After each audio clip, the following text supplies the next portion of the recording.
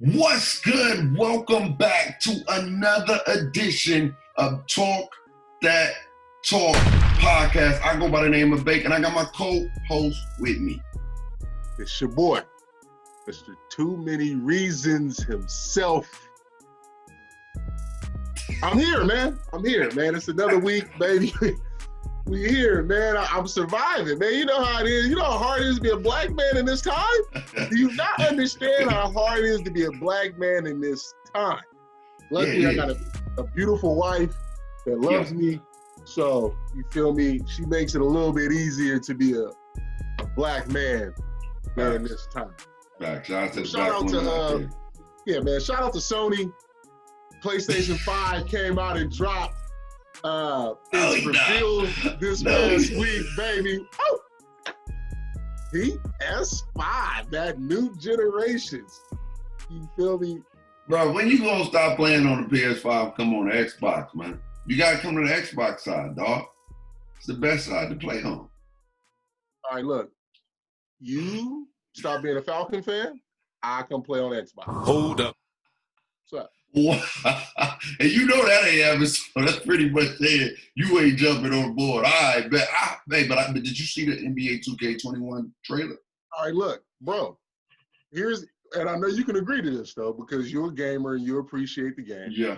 We're going to appreciate the graphics, right? Like, right. The graphics is dope. Yeah. But do we honestly play for the graphics, or do we play because we want to hoop? And unless 2K fixes the fact that when I go for a layup and a rim protector is at the free throw line and he can't bother my shot from being at the free throw line, then it don't matter about the graphics. Because 2K got to fix the unnecessariness that comes with 2K. You feel me? Dude shouldn't be able to intercept passes from Nazareth when I clearly got a great passing angle. You know, like, come on, man. So it's certain graphics is dope. But if they don't fix it's a video game, so I know it, but it's just certain things, bro, it'd be like. Really? Man, even when you play your My Career. Yeah. When I pass it to an open guy, I expect him to hit the jump shot. Because when the computer passes it to an open dude, it's splashing waterfalls. When I pass it to an open dude, it's not even 50-50. It's like 70-30. I'm like, come on, bro. But you know what's funny about that, though, is that with 2K, when you play on lower difficulty, your AI is on point, right? But as soon as you lift the difficulty up, your AI is trash. They can't do nothing. They do the dumbest thing, man. So hopefully 2K do fix that, man. Yeah, man. I don't like playing on lower difficulty because I still like the game within the game. Like, right. I appreciate playing on Hall of Fame because it's fun to me. Like, I can sit there and go for 70 on Pro and build my guy up. Yeah, right. That's easy. But what's the point of buying a game if I'm going to just cheese it? Right. I want to play it. You feel me? And so when I play on Hall of Fame and I'm in my career, you feel me? I want to keep my numbers respectable. If I go off, I go off. But when I pass it to a dude who's supposed to be able to shoot the tray ball, he needs to knock down the tray ball. Because when I play against that dude, when I'm on the opposite team, the man can't miss. Right. I know what you're talking about. I know exactly. And there's a lot of 2K gamers out there that feel us. I know. Yes. 2K, hey, you look great on the graphics. Hopefully, you got to fix the animations and the game plays more realistic, more physics. And it seems like it's basketball. And hopefully y'all deliver when it comes to the next generation consoles, man. But I heard we was getting a lot of comments about you talking about you giving Jesus buckets. I told you wasn't going to be giving no Jesus no buckets, man. Yeah, Jesus, like I said, man, I'm giving Jesus buckets. I just don't feel like he should be able to show up and give me buckets and sandals. That's all I'm saying. Like, that was my thing. You feel me? Like, I didn't say I'd win. But you're going to score a bucket. Yeah, giving Jesus buckets didn't necessarily translate to me winning the game. It just meant that, you feel me, I'm a hold my own. I think he would have gave you a bucket because he's a loving man. I think he would have said, you know what? I'm beating this man so bad. Hey, man, get a bucket, man. Get a bucket. He gonna sun me? he gonna sun you. He gonna give you one of those. I'm a slightly contest, but I ain't really gonna contest. But I'm a hopefully he make it, because if he don't, it's you know what? It's a wrap. It's a wrap. Listen, if me and Jesus going to 13, I'm getting at least 4. You getting 4? I gave you 2 at least, but I realistically, I think you're getting 1. I'm getting 4. I'm gonna get 4 because I feel like he gonna test me. Like, oh, here, shoot it, and I'm like, oh, you rude. Why? So I'm gonna hit him. I'm gonna hit him that first time he decide to be a little rude. A little rude. Bang! I'm gonna hit him right there, and then he gonna just get into like, oh, you ain't scoring no more mode. Right. And then I'm gonna get one later on. Yeah, right. If he say you ain't scoring, you ain't scoring. He gonna make sure you ain't scoring. I'm telling you right now. He gonna make sure you ain't scoring. Well, but shout out to one of my good friends, Carmen B95. Shout out to B95. Yeah, shout out to them, man. She said, "Why y'all go in on Jesus sandals though? You see all he's done in them joints. I know Jesus got buckets. My money on him and a chonkless." I told you, bro. They ain't giving you no chance, no hope, bro. No hope. But he's still gonna love you at the end of the day. He's still gonna love you. Facts. My boy CB, Chris, shout out to my guy, another one of my at my wedding. He said, I am very interested in seeing Jesus play now.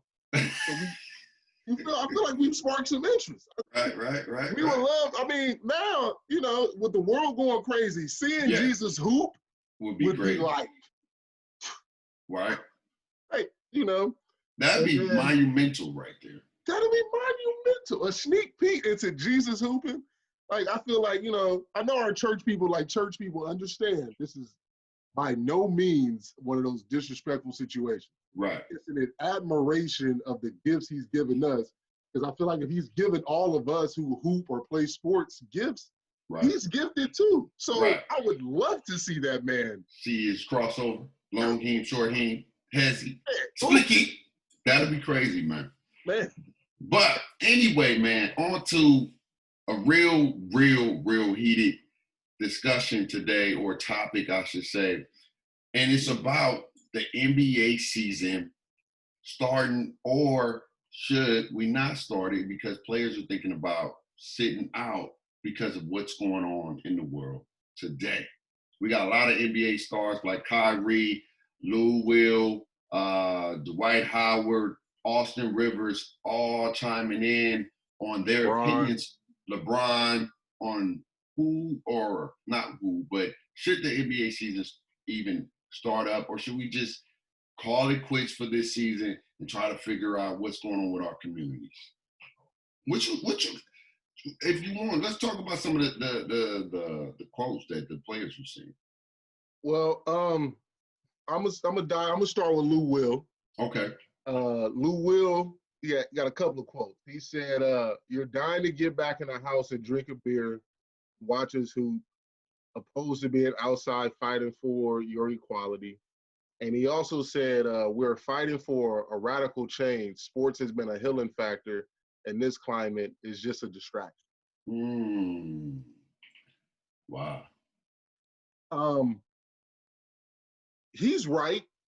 I mean, what he's saying, I'm not going to say he's not wrong in what he's saying. Right. He's definitely right. But I also feel to be the opposite side of it is, he said it though, sports is a healing factor.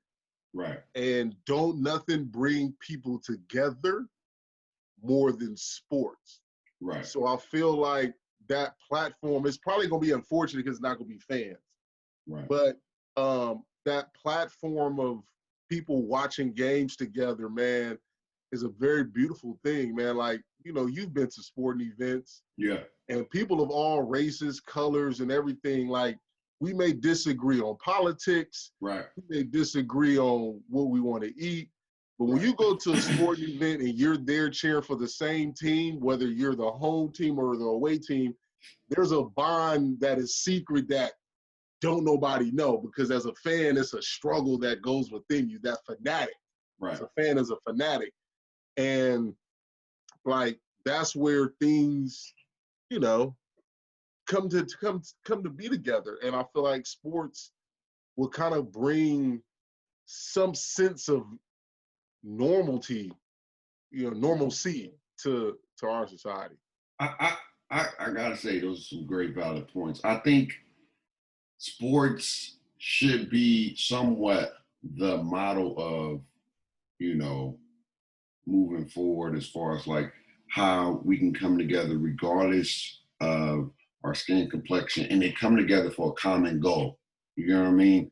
You got blacks, you got foreign people, you got whites, you got different kind of races, different kind of faces, all those people coming together for a common goal. Now, off the field, yes, people may, represent different things.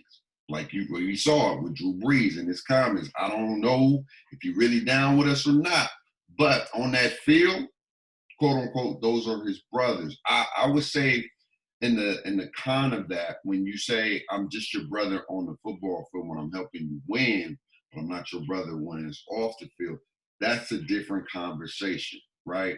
And that's why I say the modeling of what it looks like when they're playing should be the modeling of what it should look like when they're not playing. What people are doing at these events, man, it's crazy. When me and my dad went to the Atlanta Falcons game and the Steelers fan and the Atlanta Falcons versus Steelers, right? And we out there, like you said, different people from different races, different ethnicities. When you wore a certain jersey and a color, they didn't know you. They probably I never met them in my life, but it was like we was family. It was like, let's go. Man, we was sitting, bro, when Atlanta scored a touchdown, me and this, kid you not, white dude, we was screaming, high five, let's go, baby, rise up. I never met the man. Never met the man in my life, but the fact that we just all are like our racial biases and our racial, what's the word I'm thinking of? Pre-accusations, I should say. Just because you're white, you do this. Because you're black, you do that. Blah, blah, blah, blah. All that was out the window for 3 hours. Man. For 3 hours, we was just having a good time, eating with our family, enjoying ourselves, and coming together. But I do agree with Lou how it could be a distraction, right? Because I get the negative connotation of we're just used as entertainers. You know what I'm saying? We're not educated. We're not smart. Let's just get these brothers or the N-words back to playing so then they can shut down and quiet down all the other riders, the other black folks and stuff like that. And then we are just sweeping under the rug. And then we back to sports. And we can control the narrative. Now, I get that aspect of what Lou Will is saying. But as sports players, not myself, but like the LeBrons, the Kyries, the KDs, they have that platform to use it in a way where you don't control the narrative, and they can make sure that these movements are keep going on. You know what I'm saying? Or keep living, and the ability is to continue these things on and off the court. Yeah, I mean, you touch on a lot of valid things. Even to touch on what you said about being at a game. My first ever Raider game, went with my boy, and it came down to a last-second field goal. Mm-hmm. And this white dude, man, he's been sitting like right across from me, and every time the Raiders did something, man, he was getting up, we was high-fiving, and like when it came down to the last-second field goal, guess who I locked arms with? Him. He came over there and said, right next to me, we like, please hit this. And we went crazy together. Right. And you feel me? And I even had a chance to go to a Raider game this past season with my brother. He a Bronco fan, I'm a Raider fan. And, he walking into enemy territory and people just showing us love. And then people like, why you hanging out with this Bronco fan? And then they like, he your brother? I'm like, yeah. They like, all right, he get a pass. And so it's like the love, like when you go to games, man, if you ever at sporting events, that love from everybody is something that that I just cherish. It's like that's the environment that you always want to be in and go to.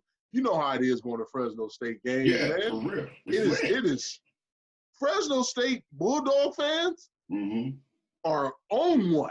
You feel me? But as long as you're a Bulldog with them, though. Like, if you're not a Bulldog, you what are you doing over here? Don't you be sitting over here, you're on the wrong side if you're not a Bulldog. That is facts. Fresno State fans are loyal. Man, and you can legitimately walk around during all the tailgating, talk. People are like, hey, you want something to eat? Do you want this? Like, people are still friendly and do all those kind of things. So that's what sports does. And you know, so it's just one of those things to where, like you said, it could be like, let's get them out there so they can calm down the masses. Right. But I think the way they offset that is after games, during these post-game interviews, just don't talk about basketball. Right. Don't give the media the quotes. To me, what I suggest is, you feel me, when they ask a question about the game, you answer real directly. So how you feel about the game? We won, they lost, we on to the next game. Then they ask us, just want to make, and then so every time you're up there on that podium, you're always still articulating and talking about what's going on. So then it never leaves, because after every game, they're interviewing maybe 4 to 5 players, including coaches. So after every game, that's about 10 people, however, how many numbers it is, saying the same thing after every game, no matter what the situation is. So the message doesn't die. The media can't pick the narrative and be a distraction, because they're going to try to move it, but everybody's saying the same thing. Everybody focuses still on, we want racial equality, social justice reform, and all that stuff. So after these games, instead of talking about what we already just saw, because media just wants insight. Like, why did you do this? And why did you do that? I don't have to tell you why. I can just give you a general answer, and then we back to what our focus is now. And I think if we do that, or if, you know, the NBA players do that, I feel like that accomplishes both goals. Everybody has that sense of normalcy and watching hoops, and the message is not being lost because these players are still being vocal advocates on their platform. Yeah.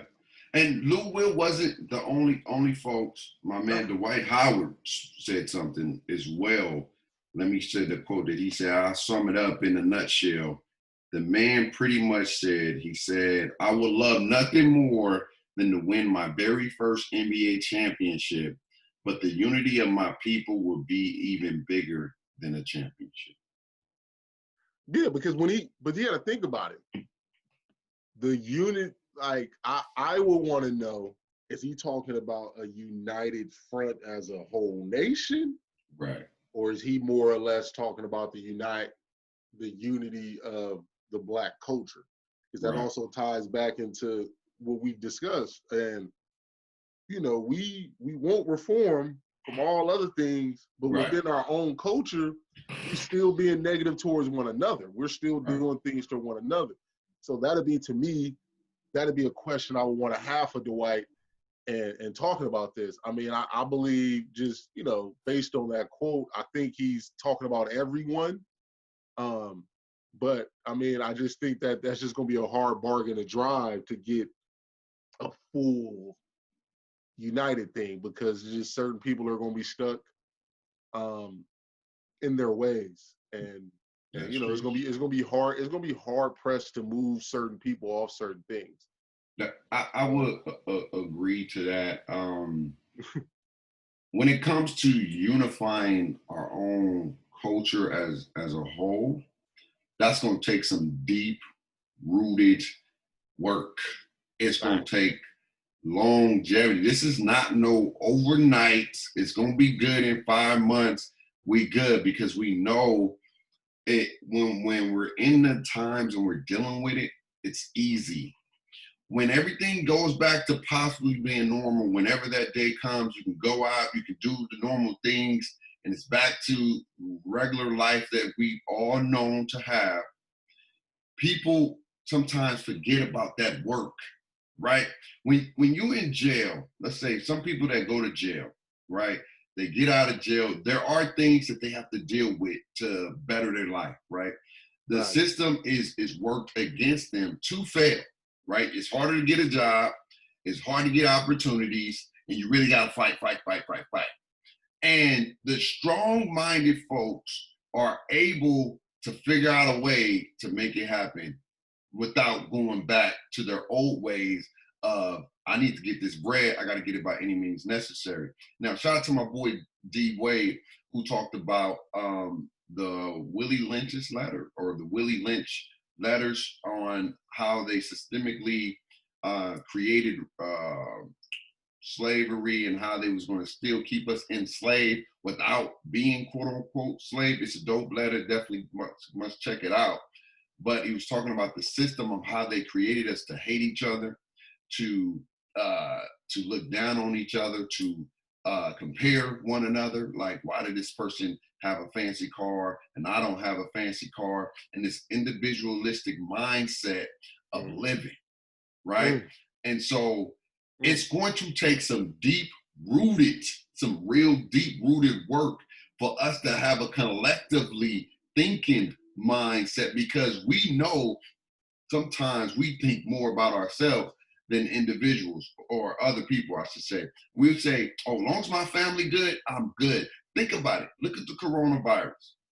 Everybody who don't care or not tripping, right, is because it ain't affect them yet. But as soon as somebody get affected that they know in their family that's dealing with the virus and they potentially can lose their life, then all things change. All things change, and their mindset change. No, you shouldn't be doing this. That's wrong. You don't care about it. But when it wasn't impacting you, you wasn't tripping.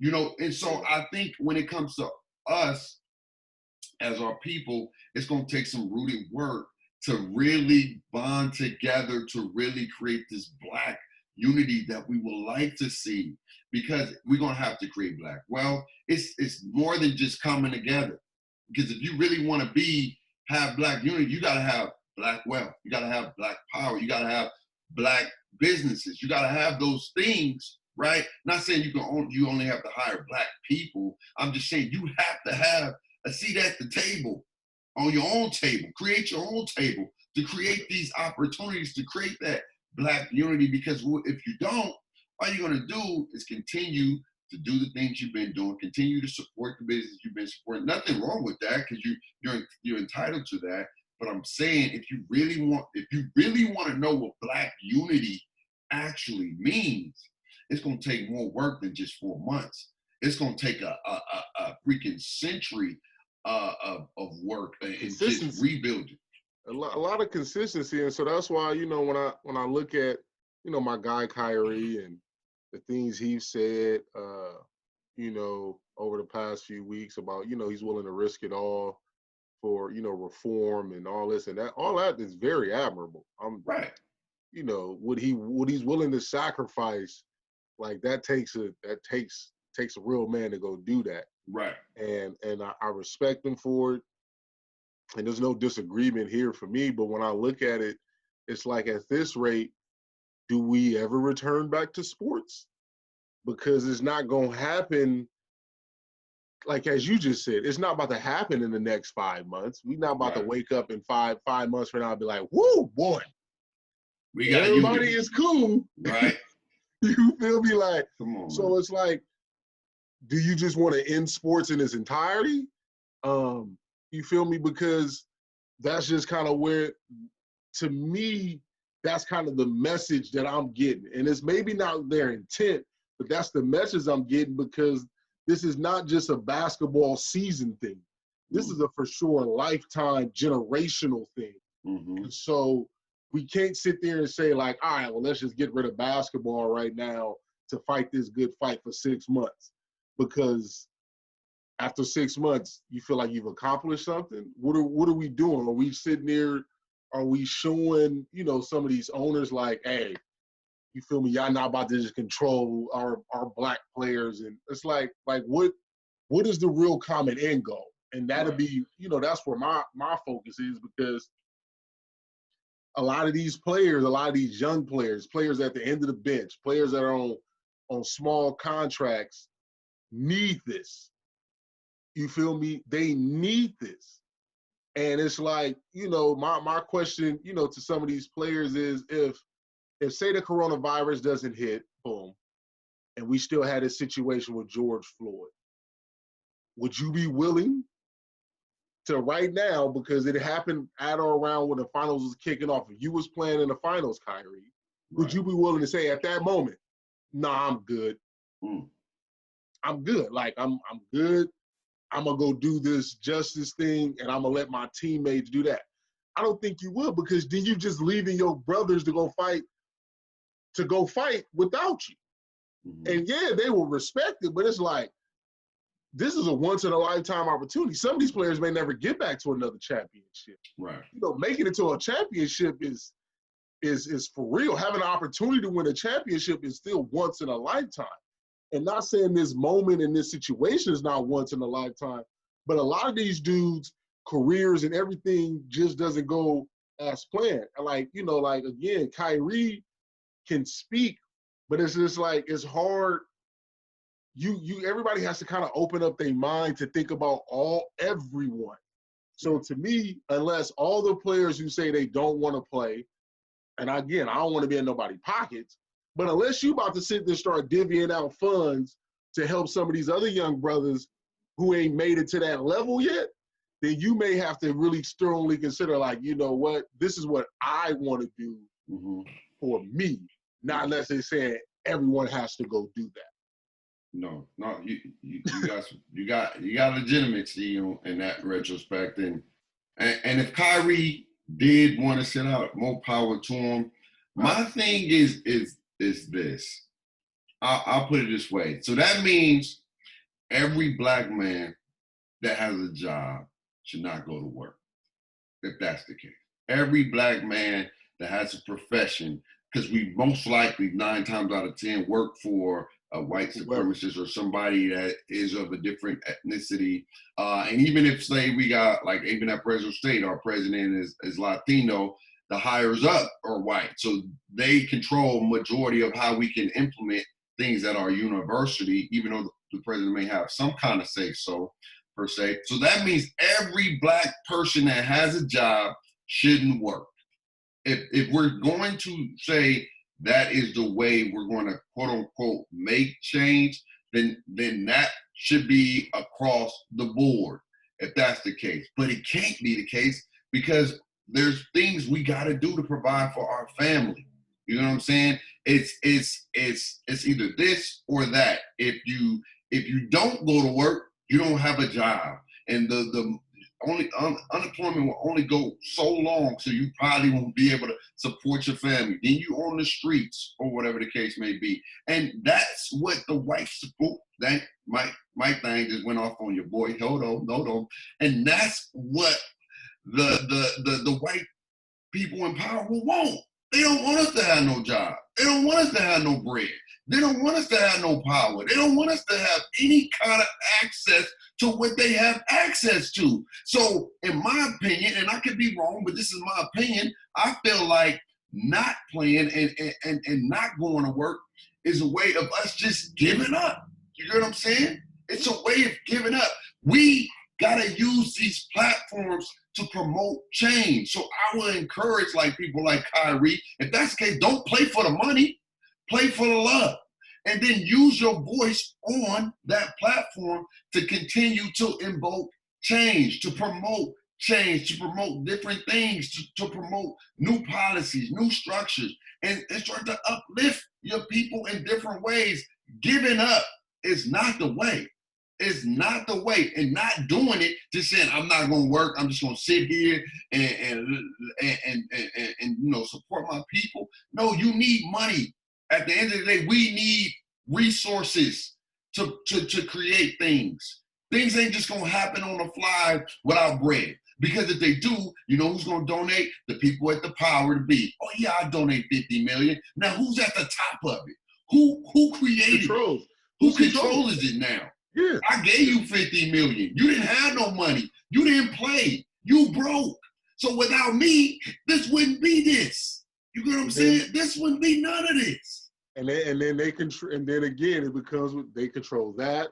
Now they donated this. Now they controlling that. Exactly. Your voice becomes minimal every single time. Exactly. Because at the end of the day, like you said, narrative. the economy, money makes the world go around. I don't care how we want to flip it, dice it, whatever the case. Money makes the world go around. Right. And the people with the most money controls the biggest narratives. And that's just kind of where it's at. So if we are willing to sacrifice these platforms, then that's going to hurt in the long run. Right. You feel me? I don't know if you had a chance to watch the Dave Chappelle 8 minutes and 46 seconds, but man, whoever have not seen that Dave Chappelle special on YouTube, please go check it out. It is one of the most powerful things that I've watched in a long time. And one of the things he said is, they don't need me right now. And he's just talking about the youth and the Black community, as him being a figurehead of the Black community and all that kind of stuff. And he was basically just saying that right now these young people are doing what they're supposed to do, and he's okay as an OG, basically kind of sitting back, letting them do their thing, and then he'll be the, like, to me, he was gonna be the person that'd come in and boom, get the final touches to it. You feel me? And that's kind of where I'm at. Like, we have people on the ground doing a lot of great things. There's a lot of great young politicians that are coming up. There are so many young Black lawyers and people out here, activists being protest. It's a lot of people out here doing the groundwork that are protesting, doing a lot of good things. So we use them, then we take our athletes, our Black athletes with big platforms, big followings. They go do their part as far as playing, and when they're playing, you see the T-shirts being worn. Right. At the press conferences, you hear the things that need to be said. Right. So now we are attacking this from so many, it's a real war, but we are attacking them from so many different places. It's like everywhere you turn, it's like, damn, it's a Black business up that's talking about it. Damn, they on the streets talking about it. Damn, they in basketball, football, soccer, hockey, NASCAR. When you start attacking from so many different areas, you don't know where you're getting hit at. Right. So then what do? They mess around and they concede. You know what? Y'all right. You feel me? Because it becomes overwhelming. If you got to think about it, this whole protest, man, really became the greatest worldwide civil rights activist protest I have ever seen, because all 50 states did a protest. Right. And that's all 50 states. That's just saying. But that's not including each individual city. So we don't even want to get into all them numbers. You look overseas, Mexico protested. Protests are happening in Cuba, London, Paris, France, globally for Black Lives Matter. For us. And we don't even, it's not even a whole bunch like, and we were just talking about America. We weren't even talking about everything that's going on overseas. But people can rock with racial injustice and police brutality because it's happening overseas too. Right. People are being targeted and mistreated overseas too. It's not just happening here. Right. And so like I said, even worse over there, to be honest with you. Could be 10 times worse. So when I look at it, like, sports allows us to continue to attack from everywhere. Man, my shout out to Bubba Wallace and what he's doing in NASCAR, because name the common African American that's watching NASCAR. Not really, but now because of Bubba Wallace, it's a whole new.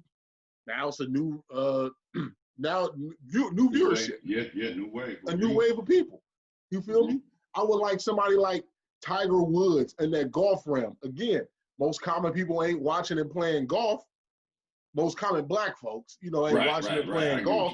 But if Tiger's doing well, I'm looking at my timeline and it's like, oh, we all in watching Tiger right now. You feel me? That's attacking golf. And then, we move basketball, football, and we don't have a huge pushing in baseball. But again, we just have to use these platforms, man, to attack this fight. So then, just like with any war, when you get hit from so many different places, you don't even know how to respond. And I guarantee you, when you're getting hit from all those places, right, it's going to impact the money. And eventually, and it's sad to say, the change don't do it because they want to change. The change happens because it's impacting their financial money. That's what that's when change happens. When you start making an imprint on the money, and the money stop coming in, or people stop wanting to, donate and give, and whatever the case may be, or when the money sources stop coming in, people start creating change. They're going to be like, I can't be on board because X, Y, and Z. I know this person knows me, and if I keep supporting you, then I'm gonna lose. It's all about money. We live in a communist world. It's centered around money. There's a system. The rich get richer and the poor get poor. There's classes for a reason. This system is created for a reason. Okay? If you really want to get into the politics and the system and all that, just know it's created for a reason. We are designed to be at the bottom for a reason. Okay? And the only way you're going to really invoke change, and I say this again, is by having the resources. So if you don't want to play, okay, then I wouldn't say don't play, then create your own league. Yeah, you won't have the same TV deal, but then start our own new channel, start our own new network. Start connecting with P. Diddy and their network. Put the sports games on there. And it's going to be all black folks. But I really feel like it's nothing wrong with black power, black unity, black love. I enjoy that. I love to see that more. But I think the real root of it is having people come together from all ethnicities, because we need to learn. We lose the ability of learning about other ethnicities, right? The power of unity between all, really, real unity, real love, right? Or I can say like it's a mosaic, right? And a mosaic is when you put different pieces from all different shapes, sizes, and it formulates a masterpiece. The real love comes from learning about other cultures. Because I have my racial biases too. I go into white neighborhoods and I'm afraid for myself. And they probably ain't got nothing against me. They probably ain't thinking about me, or they probably are. But in my head, when I'm in an environment where there's no black people, right? And I'm like, damn, bro, they probably judging me. And they probably not even paying me no mind. You know what I'm saying? There probably is somebody paying me money. But I'm saying I have these racial biases. Or I say, that's white people stuff. Only white people do that. Like brothers can't do that. You know what I'm saying? You get what I'm saying? I do that. I watch ridiculousness, and white people do some crazy things, man. I mean, right, but that's just saying we formalize these stereotypes as well. Like, for example, if a white person sees me and my hair or my eating fried chicken, like, oh, told you black people eat fried chicken. Black people love watermelon. You get what I'm saying? Or all the Mexicans eat Mexican food. You like spices in your food. Why you tripping? You get what I'm saying? We need that knowledge, ability to learn from one another, to really appreciate and understand. And that's really how you can break down some of those barriers. But those people from the other ethnicities have to be willing, bro, to do it. Okay? I saw this sermon the other day, and he was talking about Jesus and racial reconciliation. And it was talking about the Samaritans and the Jews, right? And Jesus went to go see this Samaritan lady, and he was like, to kind of bridge the gap and create some change, create some reform. He asked the lady who was Samaritan, because they was beefing at the time, like, hey, can I have a drink? Jesus didn't have a cup. So he drank out of her cup, right? And from off rip, she was like, oh, wait a minute. You ain't supposed to be drinking out of my cup. You a Jew, you know what I'm saying? Whatever the case may be. And Jesus never said that he was, but she automatically assumed, because he looked a certain way, because he dressed a certain way, this is what he was. So he took that initiative to try to create that conversation. So I challenge us And it's going to take some work, right? We definitely got to get into our communities and do the work ourselves because we teach ourselves these things, right? Just police brutality. When you buy a cop, don't you do nothing. You raise your hand, you talk polite, you smile, you don't do nothing. These are the things we teaching ourselves. And we're already formulating these ideas like all cops are like this. And that's not always the case, but there are some bad apples in there. I definitely understand. I definitely get that. It shouldn't be, man. That's the other thing, man. Like, Chris Rock said it. Like, certain jobs shouldn't have bad apples. I just, if you fly planes, you shouldn't be like, hey, yeah, some pilots like to land, other pilots like to land on buildings. And I feel like cops are like that, just like a surgeon. We shouldn't have it to where certain surgeons, yeah, man, I'm going to go ahead and fix your knee up right. And certain surgeons be like, yeah, I'm going to go ahead and put your eye in your knee. Like, I don't think, No, I feel you. I feel that. But you got to think about it. Who created these jobs and who created the ability? It's all a system. It's all a system at the end of the day, man. It's all a system. And so the policing is a way to create structure and to keep us at bay. It's to keep us at bay and to keep us in the system, to keep us incarcerated. So now we're working we're doing slavery work in prison for big corporations outside.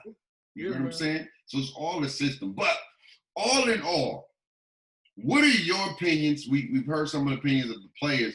What are your thoughts? Should we have a season or should we not have a season? I want to know that. We got to have a season. We got to have a season. And like I said, man, me wanting a season it's just mainly, man, just so, I feel like these players who are not getting paid need to get their money. You feel me? Like, I'm a big proponent in that. I've been always against lockouts and all this kind of stuff because I feel like the top tier players are going to be good. But the bottom guys are struggling, are going to struggle. And I feel like that's where that balance has to come at. So, I feel like we should have a season for that. B, it brings some kind of normalcy to all our lives. You feel me? It's so much pent-up anger and frustration and emotion. And, a lot of people are just reacting and doing things. But knowing that a basketball game comes on a little later can be like, oh, all right, man, let me go ahead and get through my day so I can get home and watch some hoops. You feel me? And the last part, as a sports fan, just think about this. Basketball, football, baseball, hockey are all going to be playing relatively at the same time, with baseball, basketball, and hockey kind of being in a playoff push. Football season is going to still be pushing along, and then basketball and these other sports will restart right when football ends. So as a sports fan, we're going to be in some of the greatest times. And yes, it may become a small distraction, but that's just if we really want to be distracted. If you really care about the cause, nothing's going to distract you. 2.5 or 5 hours, however long it is to watch a couple of games, nothing's going to distract you from what's going on in the real world if you don't really want to be distracted. Right. And so I think we need sports, man. Sports is, like we said at the top of our show. It's one of the most galvanizing, loving situations that brings us together. And it may bring us together for this thing. It's just that we want to see people score baskets and win championships, but that can be a part of the unity, man. Because like I said, when Kobe died, look how the world came together when Kobe died. Like, LA was flooded. And you can't tell me that all these people that went to go see Kobe didn't have some kind of weird inclinations about the color of his skin. You just, like, it wasn't just everybody that was just big Kobe fans showing up to show love for this man. It was everybody in the world. The world was impacted. Come on, man. So we got to think about things like that. Like, there's a lot of weird, what do you say weird? There's a lot of mentally conditioned people out there. Right. Because they just want to live in that bubble.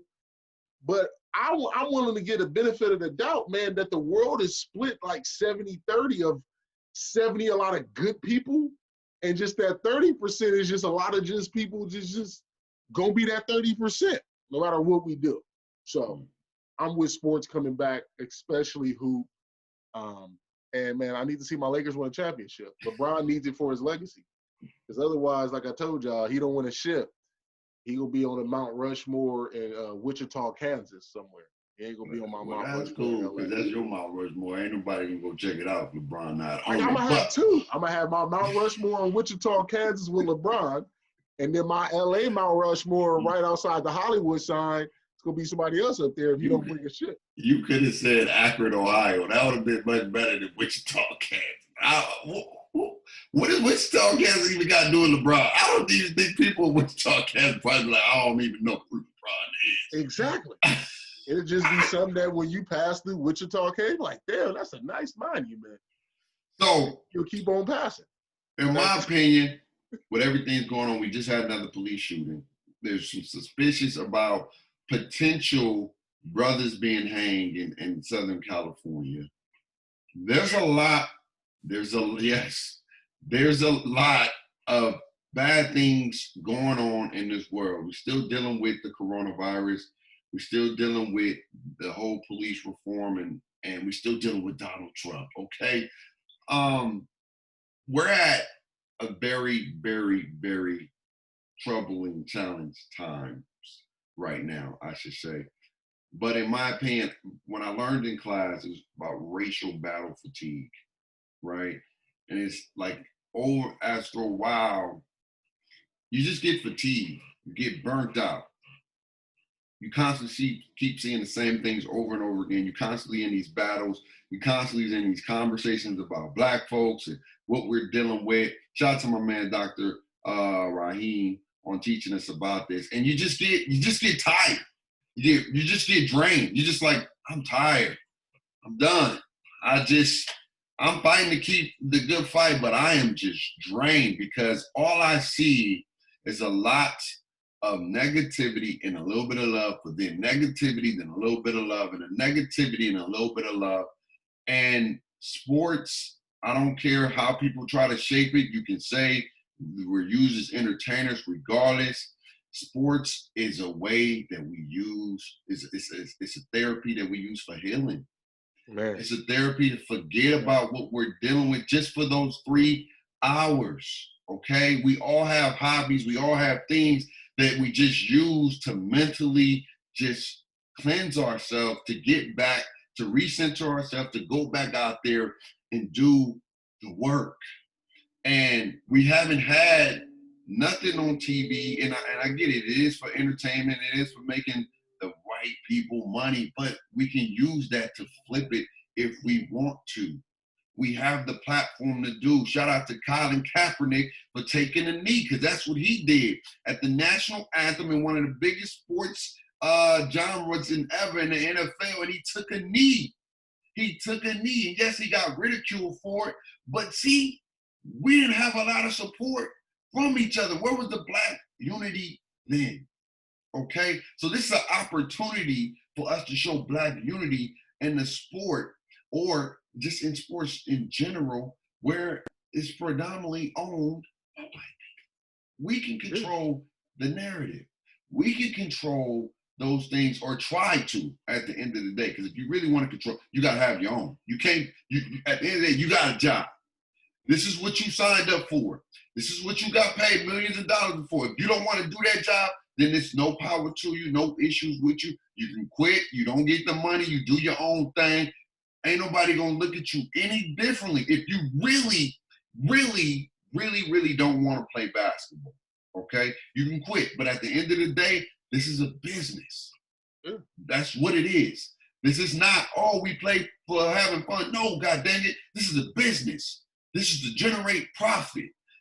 You're playing for another man. This is his business. If you don't want to play, then you got to be okay with accepting the consequence of being fired and removed from your job. Okay? Because as a businessman, he has the right to say, you know what? You don't want to play? Fine. You're fired. And he can do that because it's a business. He's the owner. He's the CEO. So if he want to get rid of you, he can. But he's not, because he knows your profit, your money. And I'm not going to sugarcoat that. We all know what it is at the end of the day.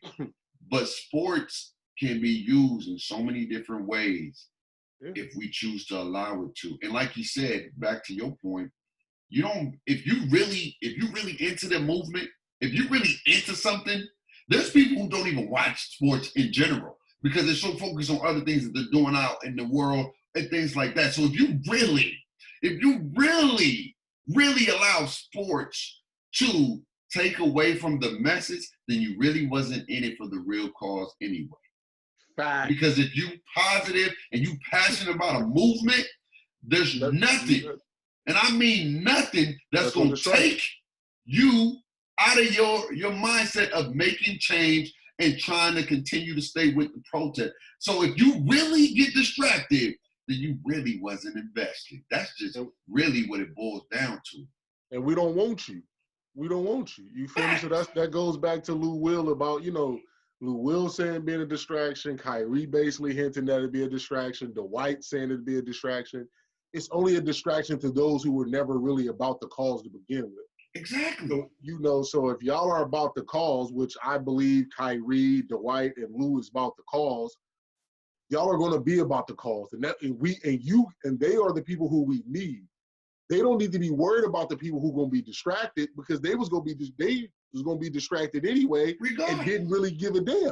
So it's just one of those things to where you got to control what you can control. Control you, control your inner circle, make sure that your inner circle and the people that you can touch, talk to, and be in tune with are still on the same movement, because that's what it is. And like I said earlier, man, if we're able to attack this from every level, to where every time these men are in front of a camera, they are making it their due diligence to every 5 minutes at a time, 10 minutes at a time, they are always talking about it, it will never leave. What happens is these athletes get in front of these cameras and then they get distracted and they go back to just being focused on the wins and losses of the basketball game, because that's what's on the front of your mind. So if we're going to make sure we're doing this, we got to make sure that it doesn't leave our top athletes front mind. Like I said, LeBron James to me is great, and because he is the symbol of what being an athlete. He's GOAT. He's GOAT. GOAT James. Say that man is GOAT, because what he's doing on and off the court. Mike just donated $100 million. So I don't want to hear all that. Okay, anyway. All right, come on, man. Why did Mike donate $100 million? Because Mike was getting some bad press. Mike was getting some bad press, so he wanted to shut it up real quick. Hey, here's $100 million to the Black Hawks. Ha ha! Holla at your boy. Over 10 years, anyway. LeBron's legacy, because like I said, I can look at Kobe. Kobe's philanthropy work just goes unnoticed. People don't even talk about all the things Kobe has done in his time. Short time. He didn't get a chance to finish writing children books to really influence the mind of kids. He started a whole project in downtown LA about reforming the homelessness and all that kind of stuff, opening a whole and being a part of a whole basketball academy that gives people a place to come hoop.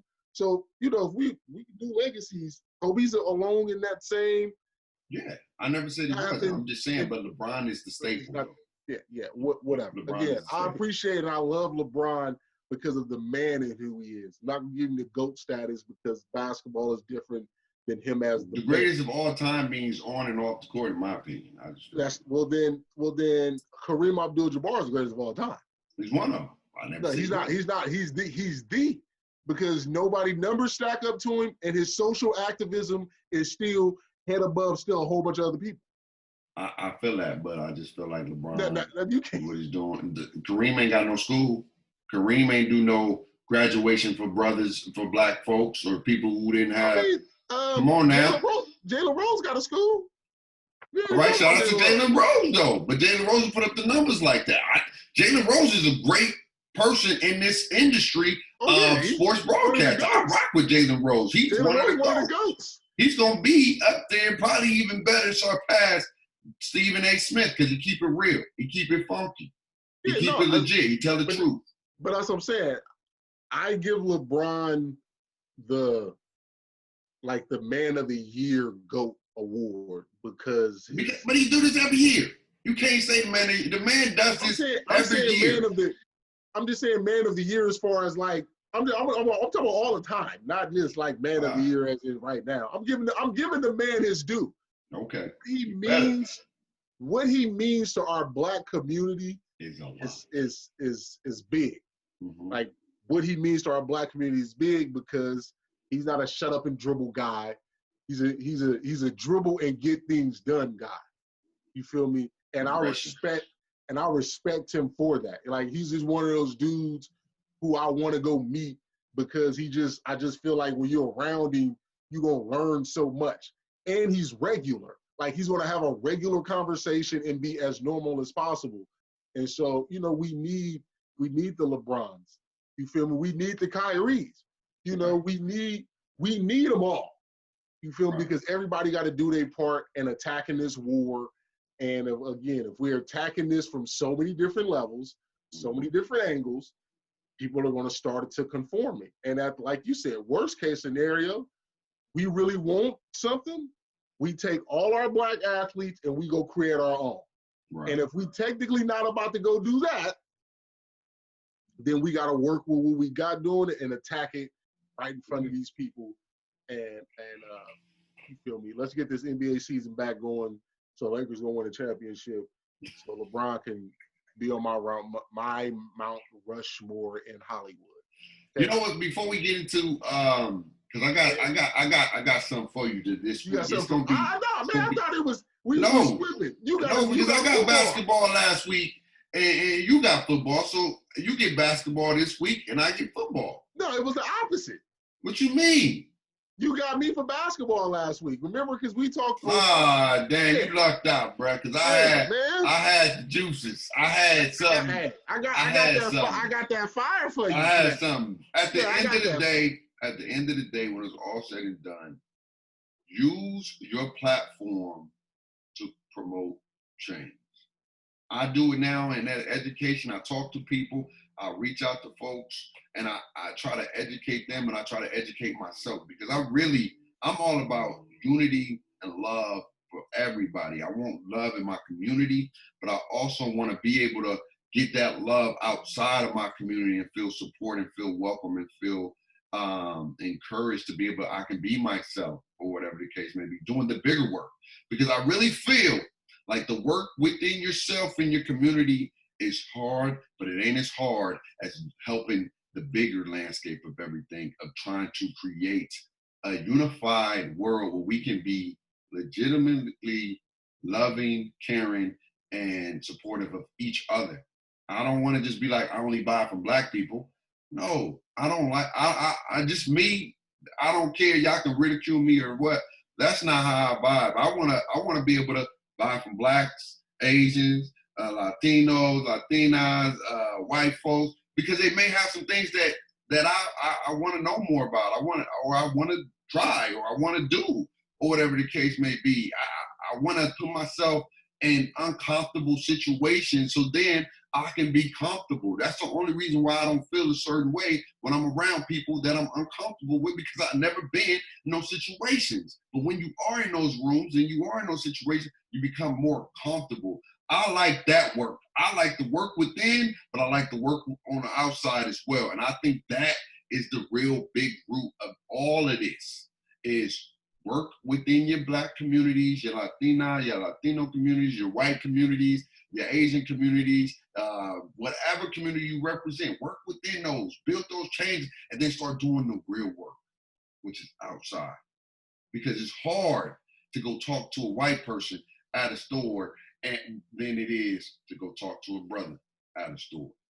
Yeah, hey, bro, you touched on a lot of amazing things, man. And like I said, we just got to get better as a world, as a society. I fully get that the world operates on money and good and evil, and we're going to have just as many great good people. We're going to have just as many crazy evil people. So, just when we're in that middle section of life, we just got to make sure we do our part.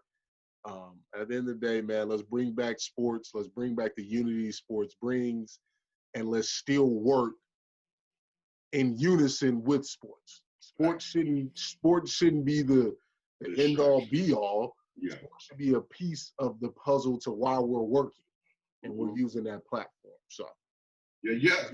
NBA back, man. July 31st. July 31st, man. Lakers, baby. You heard it. I like LeBron. So LeBron's on the Lakers, so I'm rooting for the Lakers. LeBron and company, AD. And listen, hey, Dwight, man, if you want to sit out, I respect it. That means we can sign Boogie. And they was talking about Paul Gasol coming back. So yeah, that's next year. Oh. We talking about Boogie. We go ahead and get Boogie back. I think Dwight is going to change his mind. I really do. I think LeBron going to talk to Dwight Howard, and I think he gonna understand where he's coming from. But at the end of the day, it's a business, man. It's a job. Like, come on, man. Come on. This is a business. It's a job. We can do what you're trying to do, but we can do it in a different way. Both can be accomplished. You can still be Black unity because they respect you because you play sports. You know what I mean? Now, a lot of people may not be woo when you're not in those platforms. That's just the way sometimes it's going. But let's get into this hot seat, whatever you trying to put your boy on, because I have something crazy for you, but I'm gonna save it for NFL. I'm gonna use the same logic for the NFL. Yeah, whatever. So I got you, man. You ready? You got your clock up? You ready to go? Yeah, man, my clock is up, man. My clock is ready. Man, you be right there on the fringe, man. I'll be looking at our because episode. you take forever to answer the dang questions, man. It be taking 30 years, man. Let's get it, man. Here we go. Let's get it. Go. What would you rather have happen to you? Be crossed over or dunked on? Crossover, man. Being posterized is embarrassing. I'd rather, if I get crossover, that it happens, because everybody, but getting dunked on is 1 in a million, okay? I don't want nobody putting Nate Johnson on my head. I'm already short. So if I even try to jump, it's going to look worse. So I'd rather just get crossed body over. To body? Yeah, no body to body. I don't want to get posterized.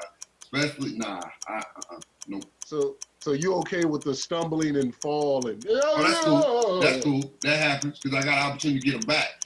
If somebody dunk on me, I can't dunk on them.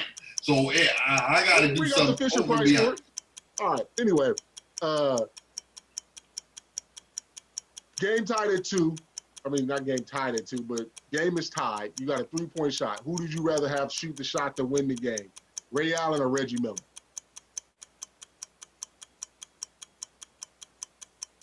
Dang, that's tough. Reggie. I got to go with Reggie. Reggie Miller, what he did for Indiana and that clip and that just, I'm trying to, do what I can do to win. I go Reggie. Reggie got a clip. One of the best 3-point shooters in the world. All right, last one for the culture. Thanksgiving food plate. One gotta go. Greens, yams, or mac and cheese. One gotta go. One gotta go. Bro, those are all sides, dog. Okay. All right.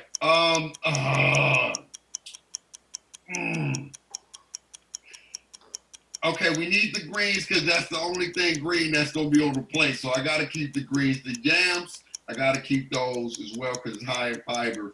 So mac and cheese. I got to get rid of the mac and cheese. That's it. I did it. Mac and cheese, you got to go, man. I ain't trying to be constipated with all that processed cheese. Yeah, hey, listen, like I've heard a lot of excuses for why people like yams. A lot of excuses. But for you to stay high in fiber, look at you. That boy is healthy. America.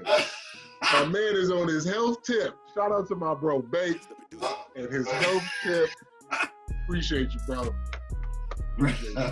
I had to, man. Those are all 3 bottom sides, bro. But I had to get to the health tip. I had to, break it down in health facts. Like, hey, I need something because we know at Thanksgiving it's only one green thing on the plate, and that's green. Anything else than that, it ain't happening. Because ain't nobody else making no other vegetables. You ain't seeing no broccoli, no nothing. The closest all thing you get see is greens. Yeah, the closest thing you get to a vegetable was some black-eyed peas. Right. I don't even like those. So those will never hit my plate anyway. Ain't nobody making no cabbage. It's greens. Greens. I gotta have that at least to try to balance out all the other stuff I'm about to eat. But anyway, man, hey, y'all let us know in the comments below, should there be an NBA season or should the NBA players sit out? And don't play. Just don't play. Let us know in the comments below, man. We love your feedback. We love your comments. Hey, don't forget, next week is the finals. The finals of the Ultimate Olympic team as well, man. Hey, man, what you got to say before we get up out of here, man? Hey, man, just be easy out there. Love one another, man. And let's continue to do these things, man, as a community, as a family, man. Peace, love, harmony, and happiness. Yes, sir. And always remember to talk that talk. Be on the lookout for the Instagram. It's going to be going live as well this week, man. We can't wait to show you all the dope content that we got for y'all, man. We appreciate y'all. We love y'all. We out of here.